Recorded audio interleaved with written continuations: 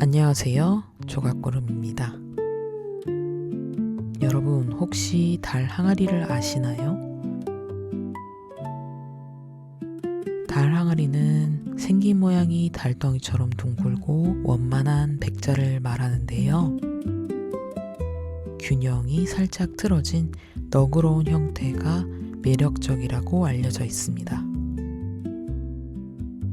아무런 장식도 없는 달 항아리를 보다 보면 무언가 채워나가고 싶은 마음이 드는 걸까요?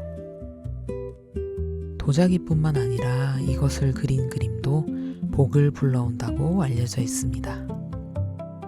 마침 가족 중 한 분이 새로운 일을 시작하게 돼서 축하를 전할 겸 오늘은 달 항아리를 그려보려고 합니다. 저는 달 항아리를 그릴 때 달과 함께 그려보고 싶었는데요. 이름에 달이 들어가는 항아리니까 둘이 참 잘 어울릴 것 같았거든요. 그래서 패턴을 만들 때 꽤 고민했습니다.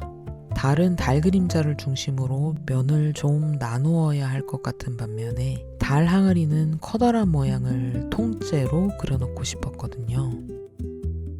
그래서 이렇게 패턴을 준비했고요.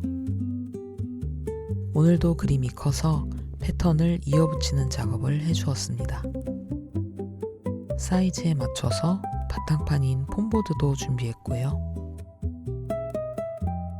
폼보드에 패턴을 고정한 이후에는 볼펜을 이용해서 자국 내기를 해줍니다. 여러 번 해보아도 손의 힘을 적당히 조절해야 하는 부분이 쉽지 않은 것 같긴 합니다. 특히 이번 그림은 곡선을 잘 살려야 했기 때문에 더 신경을 쓸 수밖에 없었습니다.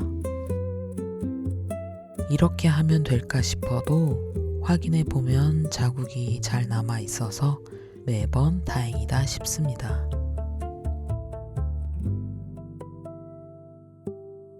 이제는 유성펜을 사용해서 패턴이 잘 보이게 따라 그려줄 차례입니다. 이때에도 달 항아리의 오묘한 곡선을 잘 살릴 수 있도록 신경 써서 천천히 그려나갔습니다. 아무래도 달 항아리 패턴을 적게 나누었기 때문에 작업 시간은 많이 단축되었습니다만 이것만으로도 정말 괜찮을지 걱정이 좀 되기도 했습니다. 그래도 한지의 색을 정해봐야겠죠. 색을 정하는 과정에서도 그림의 주인공이 바뀌게 하지는 말자는 마음으로 우선 달부터 작업해보고 배경을 대조해본 뒤에 달 항아리의 색을 정하기로 했습니다. 달은 노란 달이 예쁘잖아요.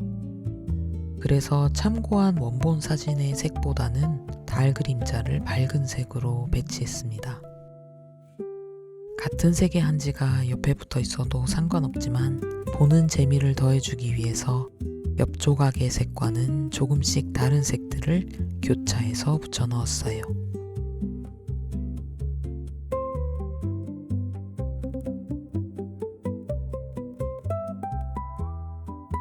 이렇게 둥그런 달이 잘 마무리되었습니다.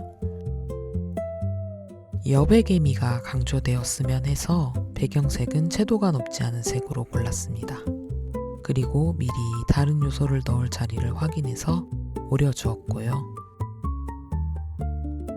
이렇게 달과 달 항아리를 덮은 배경지 아래로 달 항아리의 색을 번갈아 대보면서 어느 쪽 색이 달 항아리를 주인공으로 만들어주는지 비교해 보았는데요. 결국 진주지를 사용하기로 했습니다. 진주지는 진주처럼 반짝반짝 빛이 나는 펄이 들어가 있는 한지입니다. 진주지는 두께가 있는 대신 탄력이 있어서 도자기의 단단한 느낌을 더 잘 살려주는 역할도 해주었습니다. 무엇으로든 채울 수 있을 것 같은 내부는 검은색 지로 채워주고 얇은 입술 같은 입구도 진주지가 잘 펴질 수 있도록 조심하면서 넣어주었습니다. 달 항아리의 몸체를 통으로 채워주고 나면 그 다음은 배경을 붙일 순서인데요. 울거나 접히는 부분이 없도록 조심하면서 꼼꼼하게 붙여나간 다음 틈 사이로 밀어넣어 깔끔하게 처리해줍니다. 그 다음은 달 항아리의 그림자 차례인데요. 저는 그림자 모양에 맞춰서 한지를 찢어 붙이기로 했습니다. 그림자의 색으로 고른 한지가 조금 두꺼워서 한지를 찢는 손끝에 힘이 들어가고 아려오기까지 했지만 그것보다는 모양이 더 잘 나왔으면 하는 마음이 컸습니다. 그림자의 모양이나 길이는 한지를 조금씩 찢어 붙여서 수정해 나갔는데요. 확실히 그림자를 넣으니 달 항아리가 그림에서 무게를 얻은 모습입니다. 이렇게 완성됐습니다. 소박한 선을 가진 항아리가 달빛을 잔뜩 받아 마음까지 채워주는 느낌입니다. 달 항아리를 채우듯 모든 일의 결과가 넉넉해지길 바라면서 영상을 마칩니다. 다음에 만날 때까지 모두 건강하고 행복하게 지내세요.